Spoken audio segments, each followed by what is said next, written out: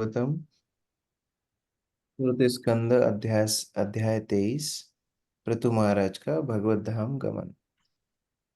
हमने देखा किस प्रकार पृथु महाराज ने सब कुछ त्याग करके वानप्रस्थी बन गए। उन्होंने जंगल में गमन किया और वहां पर तपस्या कर रहे हैं। और तपस्या का उद्देश्य है भगवान श्री कृष्ण को प्रसन्न करना। तो उसी माध्यम से भगवान को प्रसन्न करने के लिए वह तपस्या कर रहे हैं। श्लोक संख्या 9 से आगे। सनत कुमार भगवान यध्यात्मिकं परम योग तेनेव पुरुषम अभजत पुरुषश्रभा। सरिता माता जी। हरे कृष्णा प्रभु जी, दंडवत प्रणाम। इस प्रकार मनुष्यों में श्रेष्ठ महाराज पृथु ने आध्यात्मिक उन्नति के उस पथ का अनुसरण किया जिसका उद्देश्य सनत कुमार ने दिया था, अर्थात उन्होंने पूर्ण पुरुषोत्तम भगवान श्री कृष्ण की पूजा की। हरे कृष्ण। तो दो बहुत महत्वपूर्ण बात हमने सीखी हैं। एक तो पृथु महाराज जो कुछ भी तप इत्यादि कर रहे थे वो भगवान की प्रसन्नता के लिए कर रहे थे। एक तो कृष्ण अनुकूलेनु कृष्ण, कृष्ण के अनुकूल थी। और दूसरा वो अपने मनमाने ढंग से नहीं कर रहे थे। जैसे सनत कुमार ने उनको उपदेश दिए थे वैसे उन्होंने पालन कर रहे थे। वो परंपरा को पालन कर रहे थे, वो गुरु को पालन कर रहे थे। तो ये दोनों महत्वपूर्ण है। एक तो कृष्ण के अनुकूल हो, कृष्ण की प्रसन्नता के लिए भक्ति हो, और दूसरा मार्गदर्शन में हो। वह हमेशा भक्तों के आश्रय में, गुरु के आश्रय में हो। तात्पर्य प्रफुल्ल प्रभु।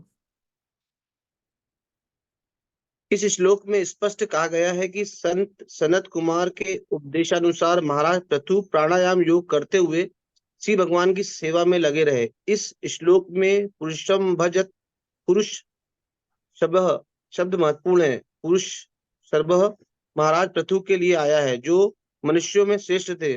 पुरुषम पूर्ण पुरुषोत्तम भगवान के लिए आया है। निष्कर्ष यह निकलता है कि जो पुरुषों में श्रेष्ठ होता है वह परम पुरुष की सेवा करता है। एक पुरुष शब्द पूजनीय के लिए और दूसरा पुरुष शब्द पूजक के लिए है। जब पूजा करने वाला पुरुष अर्थात जीवात्मा अपने आप को परम पुरुष से एकाकार होने का सोचता है तो वह मोहित हो जाता है और अविद्या के अंधकार में गिर जाता है, जैसा कि भगवान श्री कृष्ण ने श्रीमद् भगवत गीता 2.12 में कहा है। युद्ध क्षेत्र में एकत्र सभी जीव तथा भगवान श्री कृष्ण भी स्वयं भूतकाल में भी व्यक्तियों के रूप में विद्यमान थे और भविष्य में भी व्यक्तियों के रूप में विद्यमान रहेंगे। फलतः दोनों पुरुष जीवात्मा तथा पूर्ण पुरुषोत्तम परमेश्वर कभी भी अपनी सत्ता नहीं खोते। वास्तव में जो पर बताया जा रहा है किस प्रकार व्यक्ति कब नरों में उत्तम बनता है, पुरुषों में उत्तम बनता है, जब वो पूर्ण पुरुषोत्तम भगवान का आश्रय लेता है। यह पृथु महाराज को सभी पुरुषों में उत्तम क्यों बताया जा रहा है? कि भगवान के चरणों का आश्रय लिया है। तो उस जीव की सफलता यही है कि वो भगवान का आश्रय लेना सीख जाए। जीव कभी भी भगवान बन नहीं सकता। ये जो दर्शन है इसका खंडन भगवान गीता में स्वयं करते हैं। गीता में भगवान अर्जुन को बोलते हैं, देखो अर्जुन, तुम हमेशा से थे, अभी हो और हमेशा रहोगे। ये सारे राजा जो तुम सामने देख रहे हो ये हमेशा से थे, अभी हैं, आगे भी रहेंगे। और मैं जिस अवस्था में हूं, मैं हमेशा था, मैं अभी हूं, बाद में भी रहूंगा। मतलब ऐसा कभी समय नहीं था कि जीव और परमात्मा एक मिले हुए थे और अलग अलग हो गए। और आगे भी ऐसा समय नहीं आएगा कि ये लोग दोबारा से मिल जाएंगे या अलग अलग हो जाएंगे। जीव को पृथक रूप से भगवान ने स्वतंत्र उसकी अस्तित्व दिए हैं। और उसकी सफलता तभी होती है जो भगवान का सेवक बन जाता है। तो इस प्रकार के विचार कि जीव भगवान बन जाएगा, भगवान में तदात्म हो जाएगा, मिल जाएगा, उसकी जीवन भगवानमय हो जाएगा, ये सब बातें वास्तव में मायावाद दर्शन को दर्शाती। शोभा माता जी पढ़िए।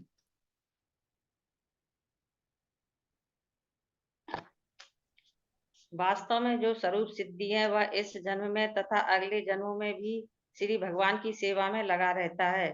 भक्तों के लिए वास्तव में इस जीवन तथा अगले जीवन में कोई अंतर नहीं रहता। इस जीवन में नव जिज्ञासु भक्त को पूर्ण पुरुषोत्तम भगवान की सेवा करने का परीक्षण दिया जाता है और अगले जीवन में वह वैकुंठ में श्री भगवान के निकट पहुंच जाता है और वैसी ही सेवा करता रहता है।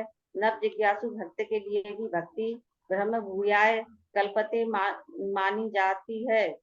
भगवत भक्ति को कभी भी भौतिक कर्म नहीं माना जाता। ब्रह्म भूत पद से कर्म करने के कारण भक्त पहले ही मुक्त हो जाता है, अतः उसे ब्रह्म भूत अवस्था तक पहुँचने हेतु किसी अन्य प्रकार की योग साधना की आवश्यकता नहीं रहती। यदि भक्त गुरु के आदेशों पर अटल रहता है, विधि विधानों का पालन करता है और हरे कृष्ण मंत्र का जप करता है, तो यह समझना चाहिए कि उसने ब्रह्म भूत अवस्था पहले ही प्राप्त कर ली है, जैसा कि श्रीमद् भगवद गीता 14.26 में पुष्टि की गई है।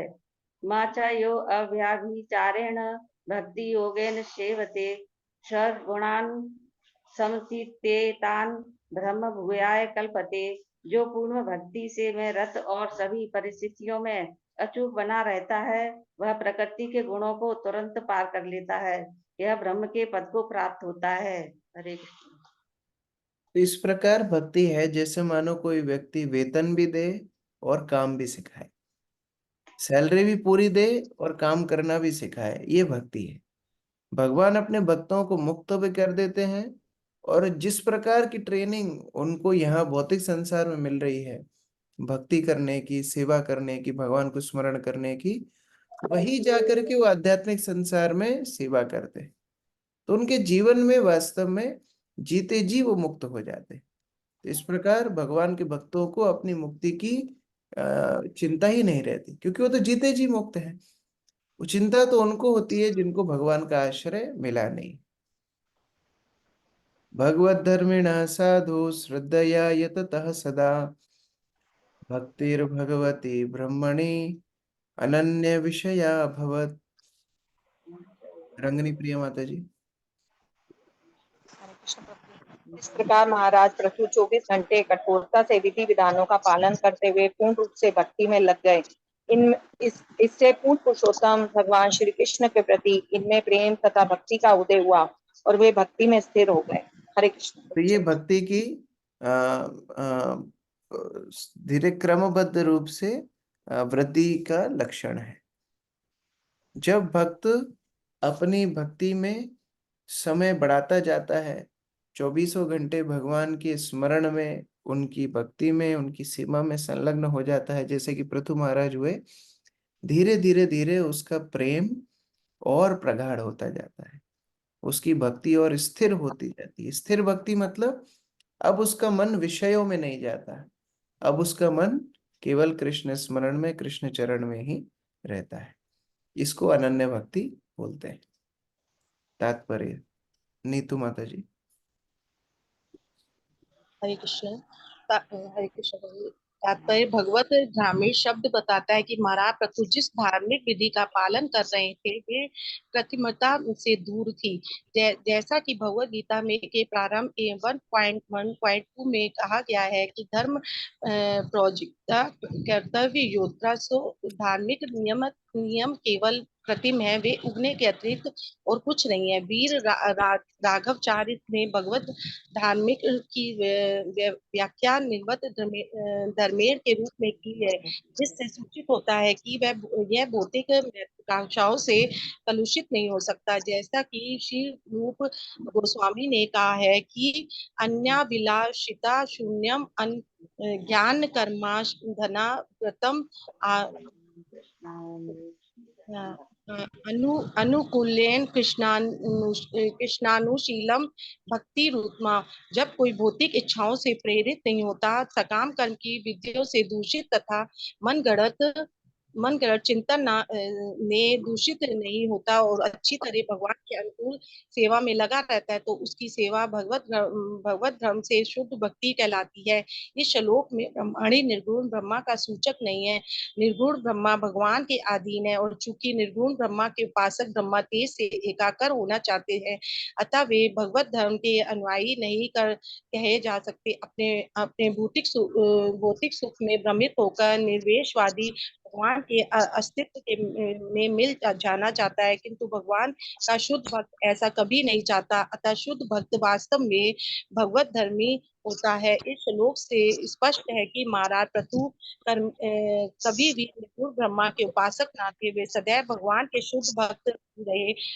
भगवती ब्रह्माणी से ऐसे व्यक्ति का बोध होता है जो भगवान की भक्ति में लगा रहता है। भक्त का निर्गुण ब्रह्मा संबंधी ज्ञान सर्वथा प्रकट हो जाता है और वह निर्गुण ब्रह्मा में कभी भी एकाकार होना नहीं चाहता। महाराज प्रतु अपने भक्ति संबंधी कार्यों को पूरा करने में स्थिर हो गए हैं। उन्हें कर्म ज्ञान का योग की शरण नहीं लेनी पड़ी। हरे कृष्ण। तो अन्य अभिलाषित शून्यम ज्ञान कर्मादि अनावृत। शुद्ध भक्ति, अनन्य भक्ति का लक्षण क्या है? जो ज्ञान और कर्म की प्रवृत्तियों से मुक्त हो। कर्म की प्रवृत्तियां तो समझ में आती है कि जहाँ भौतिक महत्वाकांक्षाएं खत्म हो जाए वहां अनन्य भक्ति कहलाती। कि ज्ञान की प्रवृत्ति क्या है? जहाँ भक्तों को मुक्ति की आकांक्षा भी खत्म हो जाए, उसके मन में अब ये भी ना रहे कि मैं कैसे मुक्त होऊंगा, मेरा क्या गंतव्य होगा, मैं कौन से लोक को जाऊंगा, मेरा क्या जीवन होगा। नहीं, मैंने भगवान को आश्रय लिया है, अब भगवान मेरा ध्यान रखेंगे, अब भगवान मेरा सब कुछ करेंगे। ये भक्त का समर्पण भगवान के ऊपर है। पृथु महाराज पूर्ण रूप से भगवान के ऊपर समर्पण है। तस्यानया भगवता परिकर्म शुद्धा सत्वात्म मनसा तदनु संस्मरणानुपूर्ण्या पूर्त्या ज्ञानम विरक्ति मधु भुनिशितेन येन छेद संशय पदम निज जीव कोशम। गौरी शंकर प्रभु। निरंतर भक्ति करते रहने से प्रथु महाराज का मन शुद्ध हो गया। अतः वे भगवान के चरणारविंद का निरंतर चिंतन करने लगे। इससे वे पूरी तरह से विरक्त हो गए और पुण्य प्राप्त करके समस्त संशयों से परे हो गए। इस तरह वे मिथ्या अहंकार तथा जीवन के भौतिक बोध से मुक्त हो गए। कई बार लोग बोलते हैं कि हमें भगवान का चिंतन नहीं होता, क्या करें, भगवान में मन नहीं लगता। मन इतना अभी दूषित है, मन इतना कलुषित है, वो भगवान का स्मरण करने के लायक ही नहीं है। तो कैसे भगवान में अपने मन को लगाएं? भक्ति, नव भक्ति के द्वारा मन को पहले शुद्ध करना है, और शुद्ध मन ही भगवान का स्मरण कर सकता है। मलिन मन नहीं कृष्णेर स्मरण। मलिन मन से कृष्ण का स्मरण नहीं हो सकता।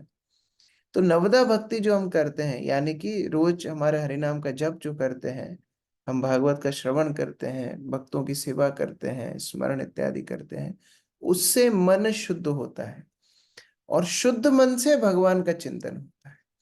तो इस प्रकार भक्ति के माध्यम से पृथु महाराज का मन पूर्ण रूप से शुद्ध हो गया और भगवान के चिंतन में पूर्ण रूप से निमग्न हो गए। जितने भी अनर्गल अनर्थ थे, मिथ्याहंकार था, सब कुछ भौतिक अस्तित्व की सारी आवरण सब खत्म हो गए। तात्पर्य अदिति माता जी। नारद पंचरात्र में श्री भगवान की भक्ति की उपमा महारानी से दी गई है। जब महारानी दर्शन देती है तो अनेक सेविकाएं उसके साथ रहती है। भक्ति की सेविकाएं है भौतिक ऐश्वर्य, मुक्ति तथा योग शक्तियां। कर्मी लोग भौतिक सुख से बहुत आसक्त रहते हैं, ज्ञानी लोग भौतिक बंधन से छुटकारा पाने हेतु इच्छुक रहते हैं और योगी 8 प्रकार की सिद्धियां प्राप्त करने हेतु लालायित रहते हैं। नारद पंचरात्र में हमें ज्ञात होता है कि जिसे शुद्ध भक्ति की अवस्था प्राप्त हो जाती है, उसे सकाम कर्मों से प्राप्त होने वाली समस्त ऐश्वर्य, दार्शनिक चिंतन तथा योगाभ्यास भी प्राप्त हो जाते हैं। अतः श्रील बिलव मंगल ठाकुर ने अपने कृष्ण कर्णामृत में प्रार्थना की है, हे भगवान, यदि मुझ में आपके लिए अटूट भक्ति है तो आप साक्षात मेरे समक्ष प्रकट हो। फिर तो सकाम कर्मों के फल तथा दार्शनिक चिंतन, धर्म, अर्थ, काम तथा मोक्ष, ये सब मेरे अनुचर बनकर मेरे आदेश की प्रतीक्षा में खड़े रहेंगे। भाव यह है कि ज्ञानी लोग ब्रह्म विद्या अर्थात आध्यात्मिक ज्ञान से संस्कारित होकर भौतिक प्रकृति के चुंगल से निकलने हेतु अधिक प्रयास करते हैं, किंतु भक्त ही ऐसा है जो अपनी भक्ति के बलवशवतः अपने भौतिक शरीर से विरक्त हो जाता है। जब भक्त का आध्यात्मिक शरीर व्यक्त होने लगता है, तब वह वास्तव में दिव्य जीवन के कार्यों में प्रवेश कर जाता है। कल मैं श्री श्रीमद राधानाथ महाराज के सेक्रेटरी से बात कर रहा था, तो मैंने उनसे ऐसे ही बातों बातों में बोला कि आप उज्जैन आइए। तो उन्होंने बोला, प्रभु हमको बुला के क्या होगा, महाराज आएंगे तो हम तो वैसे ही आएंगे, और महाराज नहीं आएंगे तो हम अकेले कैसे आएंगे। तो ये उदाहरण इधर सटीक बैठता है। प्रभुपाद बोल रहे हैं भक्ति क्या है, महारानी जैसी है। महारानी आएगी तो दास दासियां अपने आप पीछे पीछे आ जाएंगी, और यदि महारानी नहीं आएगी तो दास दासी अपने आप कैसे आएंगे। उसी तरह धर्म अर्थ काम मोक्ष ये सब भक्ति के अनुचर हैं, सेवा की दासियां हैं। कर्म ज्ञान योग साधन इत्यादि सब मुक्ति सहित ये भक्ति की सेविकाएं हैं। भक्ति जब आ जाएगी तो सब दास दासियां अपने आप आ जाएंगी, और यदि भक्ति नहीं रहेगी तो जीवात्मा कितना ही प्रयास करता रहे मुक्त होने का, कितना ही प्रयास करे धर्म इत्यादि का, उसको कुछ सफलता प्राप्त नहीं हो। इसलिए भक्ति की शक्ति यहाँ पर अलग अलग आचार्यों के माध्यम से प्रभुपाद बता रहे हैं। मंजू माता जी पढ़िए। इस प्रकार हमारा संपर्क भौतिक शरीर, भौतिक मन तथा भौतिक बुद्धि से बना हुआ है, किंतु जब तक हम भौतिक अवस्थाओं से मुक्त हो जाते हैं तब हमारा आध्यात्मिक शरीर, आध्यात्मिक मन तथा आध्यात्मिक बुद्धि प्रकट होते हैं। इस आध्यात्मिक अवस्था में भक्त को कर्म ज्ञान और तथा योग के सारे लाभ प्राप्त होते हैं। यद्यपि भक्त यौगिक सिद्धियां प्राप्त करने हेतु कभी भी सकाम कर्म अथवा दार्शनिक चिंतन में नहीं लगता, किंतु वे स्वतः उनके समक्ष सेवा हेतु प्रकट हो जाते हैं। भक्त किसी प्रकार की भौतिक ऐश्वर्य नहीं चाहता, किंतु यह ऐश्वर्य उनके समक्ष अपने आप प्रकट हो जाता है। उसे उनके लिए प्रयास नहीं करना पड़ता। अपनी भक्ति के कारण वह स्वतः ब्रह्मभूत हो जाता है। जैसा पहले कहा जा चुका है, इसकी पुष्टि श्रीमद् भगवद गीता 14:1-6 में हुई है। मां च यो अव्यचारणेन भक्ति योगेन सेवते सा गुणान समति तत्वतान ब्रह्मभूताय कल्पते। जो पूर्ण भक्ति में रत है और सभी परिस्थितियों में अचूक बना रहता है, वह भौतिक प्रकृति के गुणों को तुरंत पार कर लेता है और ब्रह्म पद को प्राप्त होता है। नियमित भक्ति इस करते रहने प्रकार से यहाँ पर बताया जा रहा है किस प्रकार भगवान के भक्तों का सूक्ष्म शरीर भी परिवर्तित हो जाता है। देखो, हमारे बंधन का मुख्य कारण है हमारा सूक्ष्म शरीर। जो स्थूल शरीर है, स्थूल शरीर मतलब ये हाड़ मांस का जो शरीर दिख रहा है, ये तो छूटता ही है, लेकिन सूक्ष्म शरीर हमको पकड़ के रखता है। मन बुद्धि और अहंकार ये कभी हमको छोड़ते नहीं, और इन्हीं के आधार पर हम नए नए स्थूल शरीर पकड़ते रहते हैं, नए नए स्थूल शरीर में बंधन होता रहता है। भगवत भक्तों का क्या होता है, ये सूक्ष्म शरीर ही परिवर्तन हो जाता है। अब मन भगवान के चिंतन में लगता है तो मन आध्यात्मिक हो जाता है, बुद्धि भगवान की सेवा में लगती है तो बुद्धि आध्यात्मिक हो जाती है। अहंकार, जो भी मिथ्या अहंकार था कि मैं शरीर हूं, मैं भौतिक संसार का हूं, अभी ये सत अहंकार बन जाता है, मैं कृष्ण का हूं, मैं कृष्ण का दास हूं।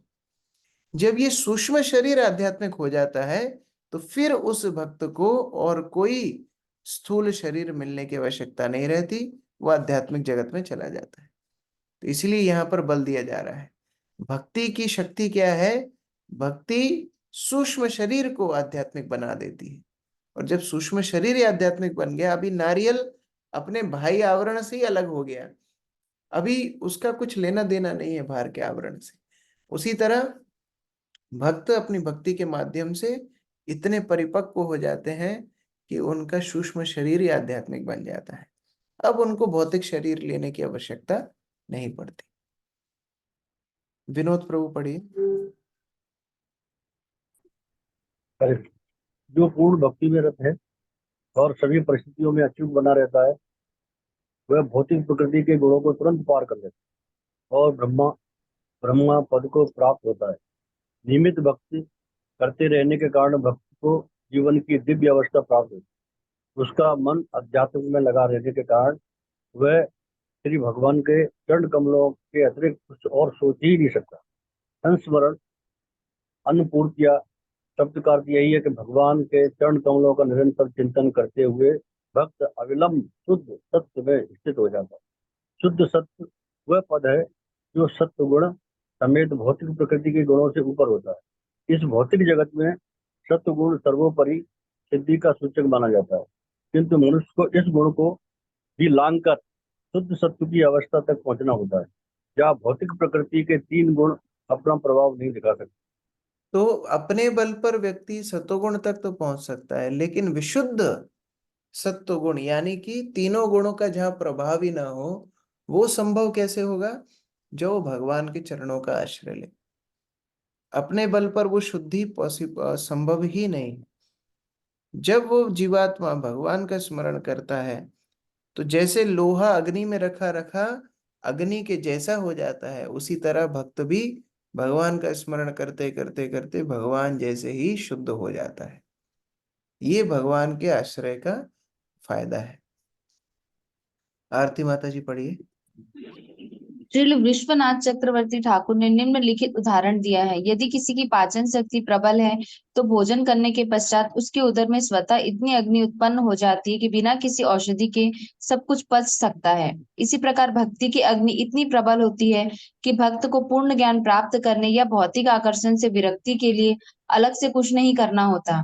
ज्ञानी ज्ञान के विषय में दीर्घ काल तक विवेचन करते रहने से भौतिक आकर्षणों से विरक्त हो सकता है और अंत में इस तरह ब्रह्मभूत अवस्था को पहुंच सकता है। किंतु भक्त को यह सब झंझट नहीं करनी पड़ती। अपनी भक्ति के एक बल पर वह बिना किसी शंका के ब्रह्मभूत अवस्था को प्राप्त होता है।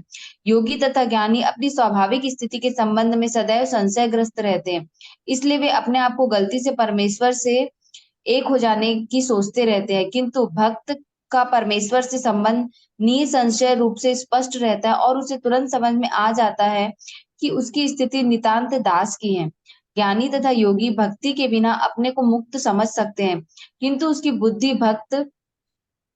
बुद्धि भक्त जितनी विमल नहीं होती। दूसरे शब्दों में ज्ञानी तथा योगी जब तक भक्तों की स्थिति को प्राप्त नहीं हो लेते तब तक वास्तव में मुक्त नहीं हो सकते। बहुत अच्छा उदाहरण यहाँ पर दे रहे हैं कि पाचन शक्ति अगर किसी की बड़ी शक्तिशाली हो, बड़ी तेज हो, तो जो कुछ खाएगा वो पचा लेगा। उसी तरह भक्त लोग इतने पवित्र भगवान के आश्रय में हो जाते हैं, कोई भौतिक वस्तु उनको प्रभावित ही नहीं करती। उन्हें जो प्राप्त करना है भगवान की कृपा से प्राप्त हो जाता है। और बाकी मुक्तिकामी, कर्म बंधन में पड़े हुए व्यक्ति, भुक्तिकामी, सिद्धिकामी, ये सब लोग बेचारे परेशान ही रहते हैं कि उनको सिद्धि कब प्राप्त होगी। क्यों? क्योंकि भगवान के चरणों का आश्रय उनके पास नहीं है। अक्रूर प्रभु पढ़िए। धन्यवाद प्रणाम प्रभु जी। श्रीमद् भागवतम 10.2.32 का कथन है, आरुह्यम गच्छेन परम पदम ततः पतन्त यथो नात्रत युष्म तग्रय। ज्ञानी तथा योगी ब्रह्म साक्षात्कार के सर्वोच्च पद तक ऊपर उठ सकते हैं, किंतु श्री भगवान के चरणारविंद के प्रति भक्ति के अभाव में पुनः भौतिक प्रकृति में आ गिरते हैं। अतः ज्ञान तथा योग की मुक्ति की अस्थि विधि नहीं मान लेना चाहिए। महाराज पृथु ने भक्ति के द्वारा इन स्थितियों को स्वतः लांग लिया था। चूंकि वे श्री भगवान के शक्त्यावेश अवतार थे, अतः मुक्ति पाने हेतु उन्हें कुछ नहीं करना पड़ा। वे पृथ्वी पर श्री भगवान की इच्छा पूर्ति हेतु वैकुंठ लोक से आए थे। फलतः उन्हें ज्ञान, योग या कर्म किए बिना ही श्री भगवान के धाम को वापस जाना था। यद्यपि महाराज पृथु श्री भगवान के सनातन शुद्ध भक्त थे, फिर भी उन्होंने लोगों को जीवन के कर्तव्यों को सही ढंग से संपन्न करने तथा अंततः श्री भगवान के धाम वापस जाने की समुचित विधि सिखाने हेतु भक्ति में सेवा की प्रक्रिया स्वीकार की। तो इस प्रकार से भगवान का आश्रय जो नहीं लेंगे, पतंती अधः, दोबारा से भौतिक संसार में गिरते चले जाएंगे। हो सकता है अपने ज्ञान के बल पर, तप के बल पर थोड़ा ऊपर जाए, लेकिन फिर पुनः उनका पतन हो जाता है। लेकिन भगवत भक्त जैसे पृथु महाराज सदैव भगवान का आश्रय लेते हुए, चाहे वो भौतिक संसार में आए तो भी शुद्ध अवस्था में रहते हैं, और भौतिक संसार में भी भक्ति कैसे करना है ये आदर्श सिखा करके जाते हैं। तो बड़ा ही सुंदर उपदेश पृथु महाराज के माध्यम से हमको मिल रहा है। श्लोक संख्या 12। छिन्नान्यधीर अभिगतात्मगतिर्निर्हिस तत्त्यजे छिन्नद इदं वयुनेन येन तावन्न योग गतिभिर्यतिरप्रमत्तो यावद्गदाग्रज कथा सुरतिम न कुर्यात्। गायत्री माता जी।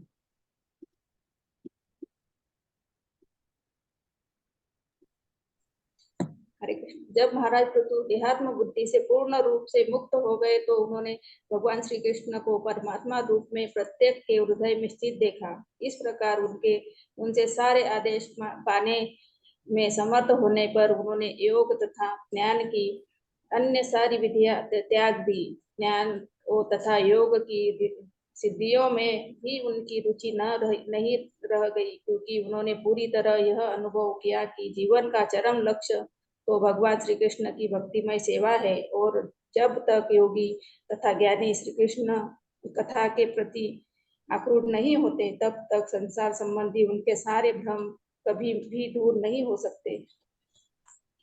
देखिए, कई बार हमको ऐसा लग सकता है कि पृथु महाराज का तो पूरा जीवन ही भक्तिमय था, तो ये अध्याय की जब शुरुआत हुई थी तो कई बार ये सोचने में आ सकता है कि अब इस अध्याय में होगा ही क्या, क्योंकि भक्तिमय जीवन तो था ही, अब भगवान ले ही गए होंगे उनको अब भगवत धाम। नहीं, हर भक्त को मेहनत करनी पड़ती है। जब तक भक्ति पूर्ण रूप से परिपक्व ना हो जाए वो भगवत धाम जाने के लायक नहीं होते। चाहे पूरा जीवन भक्ति किया है, फिर भी अंत समय में भगवान को स्मरण करने के लिए भक्त को बहुत सतर्क रहना चाहिए। पृथु महाराज ज्ञान योग इत्यादि सब त्याग कर दिए हैं, सारे मोह सब संबंध इत्यादि सब त्याग करके केवल कृष्ण के ऊपर अपना ध्यान केंद्रित किए। ये बड़ा महत्वपूर्ण है। देखिए, भक्त लोग हमें समझा सकते हैं, सिखा सकते हैं, अंततः कृष्ण स्मरण कृष्ण भक्ति करना हमको ही है। प्रभुपाद उदाहरण देते हैं, everyone has to fly their own plane. जब किसी पायलट को ट्रेनिंग दी जाती है फ्लाइंग की, तो पूरी ट्रेनिंग होने के बाद अब उसको अपना प्लेन खुद को उड़ाना है, उसके साथ कोई नहीं जाएगा उस समय पर। उसी तरह भगवत भक्त सिखा सकते हैं, गुरु आदेश दे सकते हैं, प्रशिक्षण दे सकते हैं, लेकिन अंततः अंते नारायण स्मृति जीवात्मा को खुद को ही करना है। भक्त मदद करेंगे, लेकिन ये मोह इत्यादि से त्याग करके भगवान के ऊपर ध्यान केंद्रित करना, ये जीवात्मा को पृथक रूप से व्यक्तिगत रूप से खुद को ही करना होता है। अमित प्रभु पढ़िए। तात्पर्य: जब तक मनुष्य देहात्म बुद्धि में अत्यधिक लीन रहता है तब तक वह आत्म साक्षात्कार की अनेकानेक विधियों में रुचि लेता रहता है, यथा योग विधि या मानसिक चिंतन इत्यादि। किंतु जब मनुष्य समझ लेता है कि जीवन का परम लक्ष्य भगवान श्री कृष्ण तक पहुंचना है, तो वह अपने हृदय के भीतर श्री कृष्ण का अनुभव करने लगता है और कृष्ण भावनामृत के लिए इच्छुक प्रत्येक व्यक्ति की सहायता करने लगता है। वास्तव में जीवन की पूर्णता भगवान श्री कृष्ण के विषय में सुनने की प्रवृत्ति पर निर्भर करती है। इसलिए इस श्लोक में कहा गया है, यावत यदाग्रज कथासु रतिम न कुर्यात। जब तक मनुष्य भगवान श्री कृष्ण में तथा उनकी लीलाओं में रुचि नहीं रखता, तब तक योग विधि से या ज्ञान द्वारा मुक्ति का प्रश्न ही नहीं उठता। और ये भक्ति शुरू कैसे होती है? श्रवण से ये भक्ति शुरू होती है। हम लोग बहुत बड़ी बड़ी बातें कर रहे हैं कि पूरी आसक्ति छूट जाए, भगवान पे ध्यान लगे, ये हो जाए वो हो जाए, लेकिन इन सब की शुरुआत कहाँ से? श्रवण से। इसलिए श्रवण में रुचि होना चाहिए। हम जो ये रोज सुबह सुबह 6:45 पे भागवत पढ़ रहे हैं, ये केवल एक धार्मिक अनुष्ठान नहीं है कि चलो अब सुबह पढ़ लेते हैं, आधा घंटा पाठ हो जाएगा। नहीं, इसके महत्व को समझना है। ये श्रवण की विधि, भागवत हमारे कानों से हृदय में जा रही है, हमारी भक्ति को पोषित कर रही है, और यहाँ से हमारी यात्रा शुरू हो रही है भगवान के चरण कमलों तक। तो बहुत गंभीरता से पढ़ना चाहिए। प्रतिदिन प्रभुपाद की पुस्तक पढ़ने के ये लाभ है। ये श्रवण से हमारी आध्यात्मिक उन्नति हो रही है, हृदय की शुद्धिकरण हो रहे हैं, और उससे अनन्य भक्ति तक हम अग्रसर हो रहे हैं। यामिनी माता जी पढ़िए।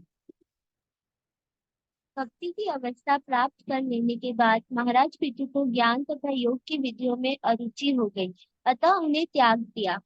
यह शुद्ध भक्तिमय जीवन की अवस्था है जिसका वर्णन श्री रूप गोस्वामी ने किया है। अन्याभिलाषिता शून्यम ज्ञान कर्मध्यनावृतम आनुकूल्येन कृष्णा अनुशीलनम भक्तिरुत्तमा। वास्तविक ज्ञान का अर्थ यह समझ लेना है कि जीवात्मा श्री भगवान का नित्य दास है। यह ज्ञान अनेकानेक जन्मों के बाद प्राप्त होता है, जिसकी पुष्टि श्रीमद् भगवत गीता में हुई है। बहुनाम जन्म नामांते ज्ञानवानमा प्रपद्यते। जीवन की परमहंस अवस्था में मनुष्य समझ लेता है कि श्री कृष्ण ही सब कुछ है। वासुदेव सर्वमिति सहमात्मा सुदुर्लभ। जब मनुष्य पूर्ण रूप से समझ लेता है कि भगवान श्री कृष्ण ही सब कुछ है और कृष्ण भक्ति ही जीवन की परम सिद्धि है, तो वह परमहंस या महात्मा हो जाता है। ऐसा महात्मा या परमहंस दुर्लभ होता है। परमहंस या शुद्ध भक्त कभी भी हठ योग या मानसिक चिंतन के प्रति आकर्षित नहीं होता। वह तो श्री भगवान के आमिश्रित भक्ति में ही रुचि रखता है।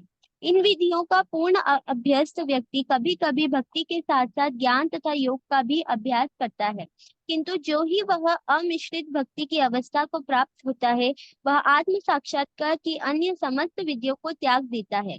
दूसरे शब्दों में, मनुष्य जब एक बार भगवान श्री कृष्ण को सुस्पष्ट रूप से चरम लक्ष्य समझ लेता है, वह ज्ञान प्राप्त करने हेतु योग या चिंतन विधियों में मुख मोड़ लेता है। इस प्रकार से भक्ति की बार बार परिभाषा प्रभुपाद दे रहे हैं। शुद्ध भक्ति क्या है? जहां सारी अन्य अभिलाषाएं खत्म हो जाएं, ज्ञान कर्म की प्रवृत्तियां खत्म हो जाएं, कृष्ण के अनुकूल भक्ति हो और मार्गदर्शन, अनुशीलनम मतलब मार्गदर्शन में भक्ति, इसको उत्तम भक्ति कहा जाता है। और ऐसे उत्तम भक्त भगवान को प्राप्त कर पाते हैं, अन्यथा अन्य विधियों द्वारा भगवान को प्राप्त नहीं किया जा सकता। बार बार ये श्लोक में क्यों आ रहा है? क्योंकि भक्त बनने के बाद भी हमारी प्रवृत्तियां ज्ञान और कर्म की होती हैं। हम कई बार ऐसी ऐसी वस्तुओं से आकर्षित हो जाते हैं। कोई बड़ा तपस्वी होगा, उससे आकर्षित हो जाएंगे, बड़ा ज्ञानी होगा, उससे आकर्षित हो जाएंगे, थोड़े कर्मकांडी होंगे, उनसे आकर्षित हो जाएंगे, रीति रिवाजों से आकर्षित हो जाएंगे, पुरानी परंपराओं से आकर्षित हो जाएंगे।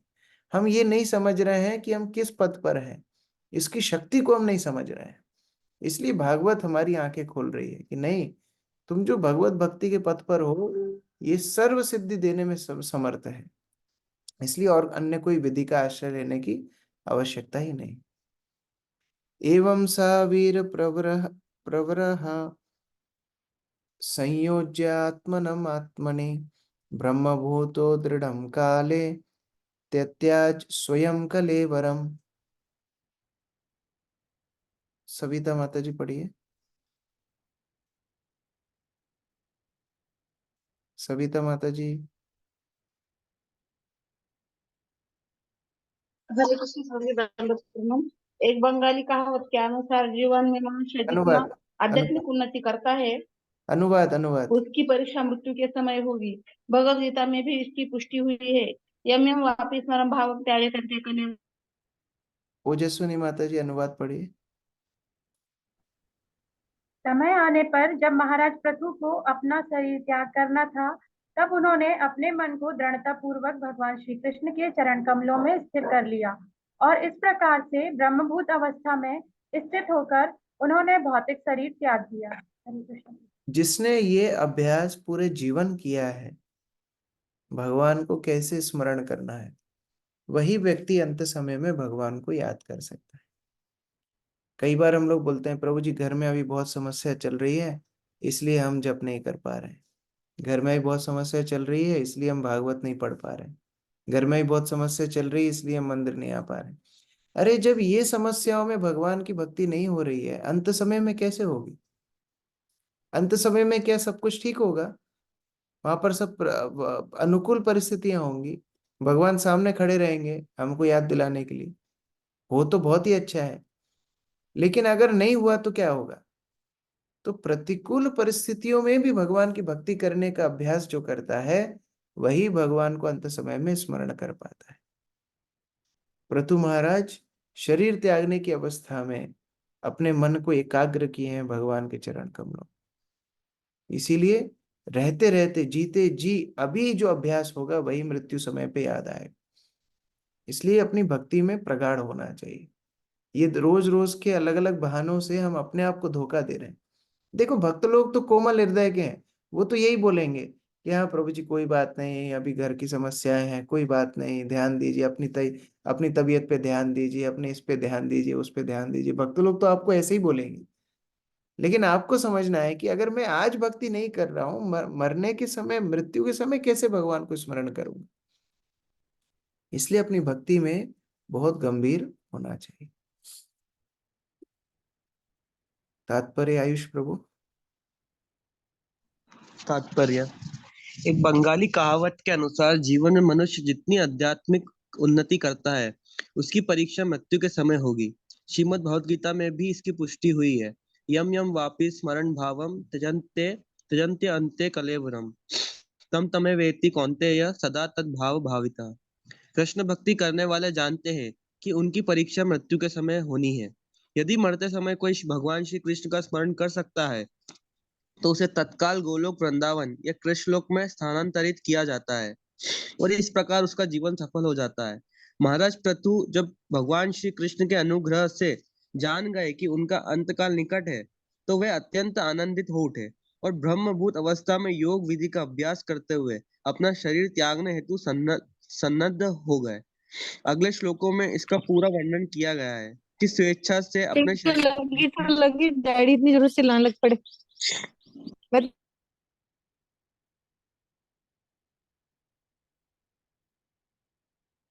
यहाँ पर बता रहे हैं जब किया, साधना किया, बहुत हम बड़े भक्त बने, ये कैसे पता पड़ेगा? मरते जान ले भाई। मरते समय क्या होगी अवस्था उससे पता पड़ेगा। जैसे तोता याद कर लेता है, राम राम राम राम बोलता है, लेकिन जब बिल्ली पकड़ती है तो राम नहीं निकलता है, तोता क्या क्या क्या निकलता है। ये अभ्यास है। उसी तरह हमारे जीवन में बहुत हमारी भक्ति अभी दिखा सकते हैं हम, लेकिन दृढ़ता है कि नहीं। जब समस्याएं आती है उस समय हमारा क्या रवैया रहता है, उस समय हमारी भक्ति की क्या स्थिति रहती है, ये पता पड़ेगा मृत्यु के समय। राजीव प्रभु आगे पढ़िए। अगले श्लोकों में इसका पूरा वर्णन है कि स्वेच्छा से अपने शरीर को त्याग कर भगवान के धाम को कैसे जाया जा सकता है। पृथु महाराज की भांति मृत्यु के समय किए गए योगाभ्यास से मनुष्य शारीरिक और मानसिक रूप से स्वस्थ होते हुए भी शरीर को जल्दी से त्याग सकता है। प्रत्येक भक्त शारीरिक तथा मानसिक रूप से स्वस्थ रहते हुए शरीर त्यागना चाहता है। राजा कुलशेखर ने भी मुकुंदमाला स्तोत्र में यही कामना व्यक्त की थी।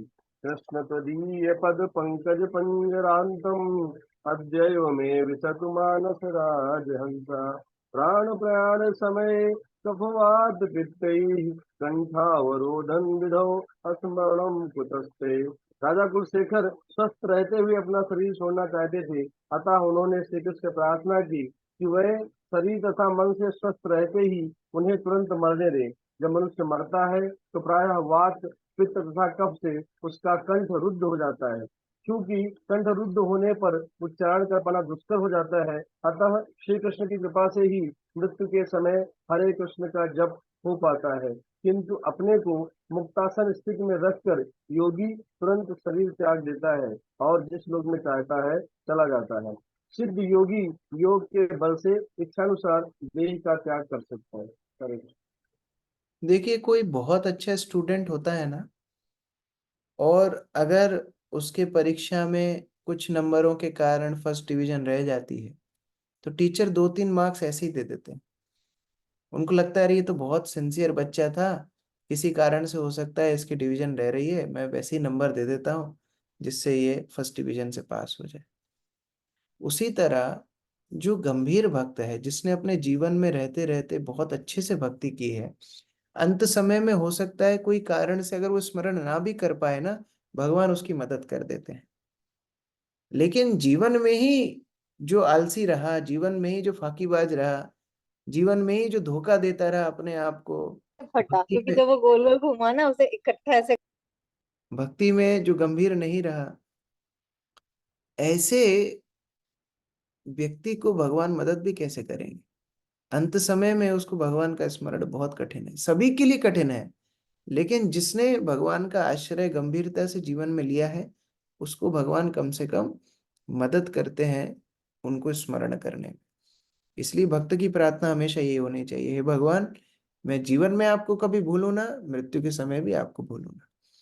इस तरह अपनी भक्ति में रेगुलर होना चाहिए, अपनी भक्ति में बिना गैप के भक्ति करना चाहिए। ऐसा नहीं एक दिन भागवत पढ़ी अभी 15 दिन गायब, आज हमारी माला सुबह हो गई अब फिर 15 दिन की छुट्टी, ऐसा नहीं। प्रतिदिन किंतु आदरात अनुदिनम, प्रतिदिन बड़े आदर के साथ, बड़ी गंभीरता के साथ भक्ति का अनुशीलन करना चाहिए। हरे कृष्ण। ग्रंथराज श्रीमद् भागवतम की जय, श्री प्रभुपाद की जय। किसी का प्रश्न है कुछ?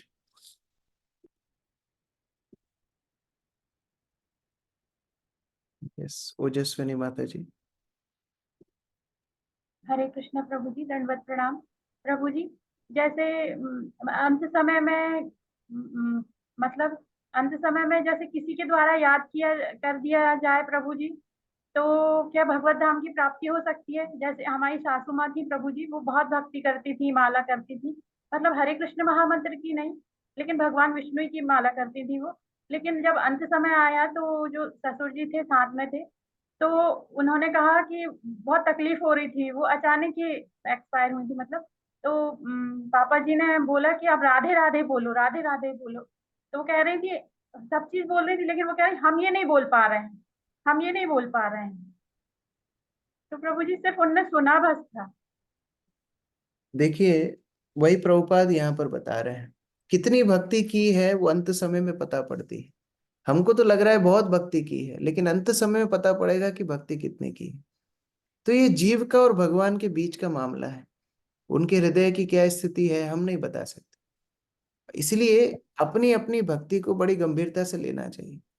देखो, लोग तो मदद करेंगे, मैं वही जो उदाहरण दे रहा था एरोप्लेन उड़ाने का, देखो जब कोई पायलट एरोप्लेन उड़ाता है तो जमीन से उसको सब मदद मिलती है, सिग्नल मिलते हैं, landing permission, take off permission, coordinates, सब पता पड़ता है। लेकिन प्लेन तो उसको ही उड़ाना है ना, प्लेन उड़ाने में नीचे वाला व्यक्ति ऊपर मदद नहीं कर सकता है। उसी तरह आपके इर्द गिर्द 150 लोग बैठ करके भी हरिनाम करेंगे तो भी स्मरण तो आपको ही करना पड़ेगा। ये परीक्षा जीवात्मा की स्वयं की है, इसलिए प्रतिदिन अभ्यास भगवान के स्मरण का करना चाहिए। मृत्यु के समय लोग याद दिलाएंगे तो भी याद आपको करना पड़ेगा। भाई सामने वाला हो सकता है आपको भगवत नाम का स्मरण दिला रहा है, लेकिन आपके मन में आपके घर की आसक्ति है, प्रभु जी का दिखा दो कैसे। आपके घर में आपके मन में आपके घर की आसक्ति, आपके परिवार की आसक्ति, आपके इर्द गिर्द की आसक्ति, तो ये सब आसक्तियां यदि रहेंगी तो फिर आप भगवान का स्मरण कैसे कर पाएंगे?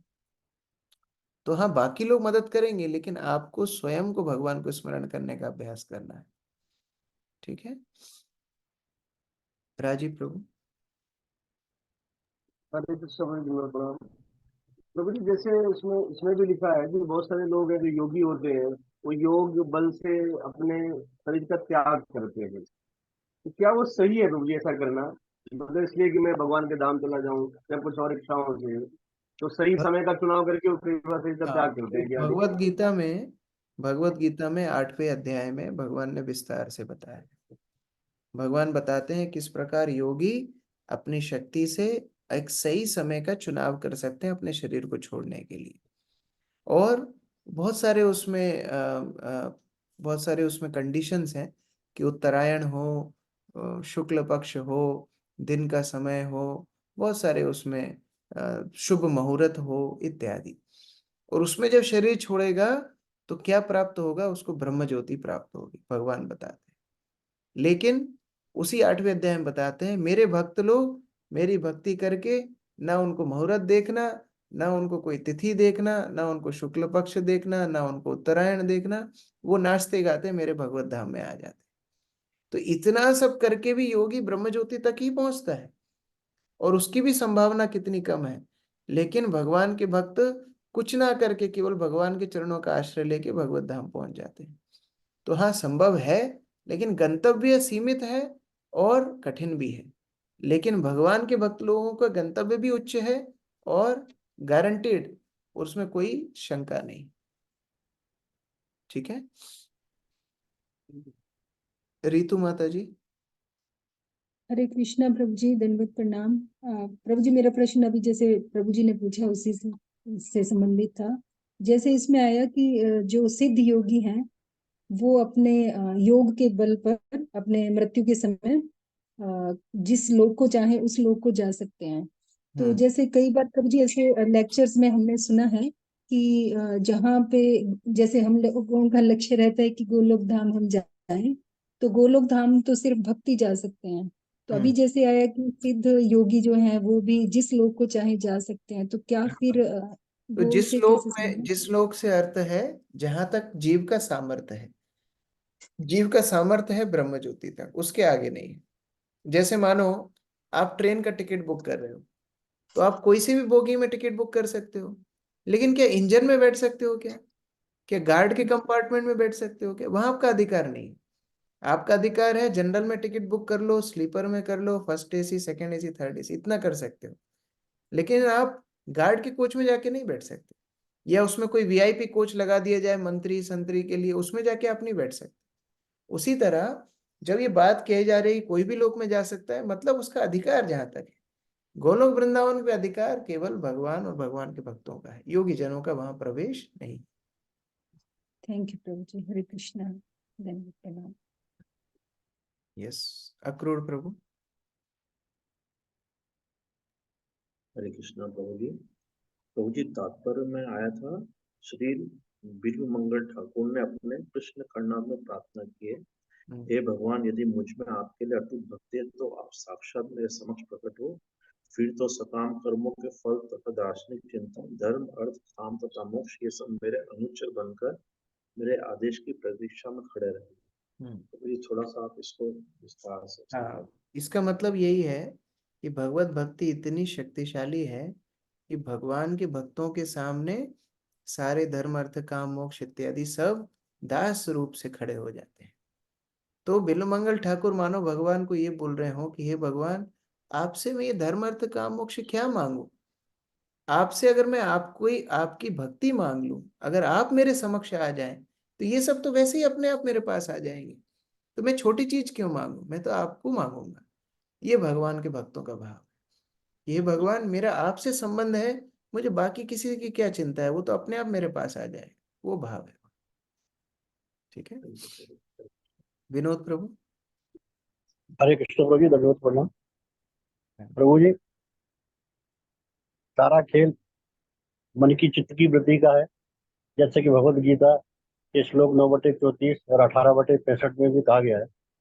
तो प्रभु जी, ये हमारे पूर्व आचार्य जो वरिष्ठ आचार्य है, उनके भी कई बार ऐसी वृत्ति है कि वो हरे कृष्णा महामंत्र का जप कंटिन्यूस जपते रहते हैं। तो मेरा प्रश्न ये है प्रभु जी, ये जो मन की चित्त की वृत्ति है, ये मंत्राकार, भगवताकार और अजपा जाप, जिनको हमारे आचार्य भी कई लोग करते रहते हैं, तो ऐसी वृत्ति कब, कैसे, कितने दिनों बनती है? देखिए, ये समय के बाध्य नहीं है। हो सकता है किसी को 1 सेकंड में हो जाए, हो सकता है किसी को जन्मों जन्मों में। ये जीव के और भगवान के बीच के संबंध की बात। हम भिक्षुक हैं। मान लो कोई भिक्षुक हमसे भीख मांगता है, हम कितनी देर में उसको भीख देंगे? इसका कोई नियम है कि हम तुरंत दे देंगे, कि 5 मिनट बाद देंगे, कि 1 घंटे बाद देंगे, कि 3 दिन बाद देंगे?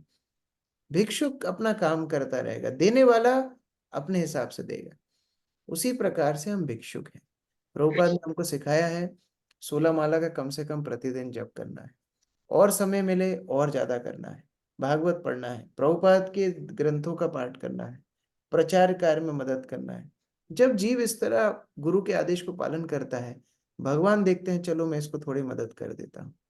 भगवान तब जीव को भगवत भक्ति दे देते हैं जब उसको सतत चिंतन चलता रहे, सतत भगवान का स्मरण चलता रहे। ये भगवान की कृपा से ही होता है। कब मिलेगी, कितने दिन में मिलेगी, ये प्रश्न का उत्तर देना बहुत कठिन है, क्योंकि हम भिक्षुक हैं। देखो, जब हम कोई चीज ऑर्डर करते हैं, मान लो आप रेस्टोरेंट में जाके ऑर्डर करते हो, तो आप अधिकार जता सकते हो, अरे आधा घंटा हो गया अभी तक खाना क्यों नहीं आया।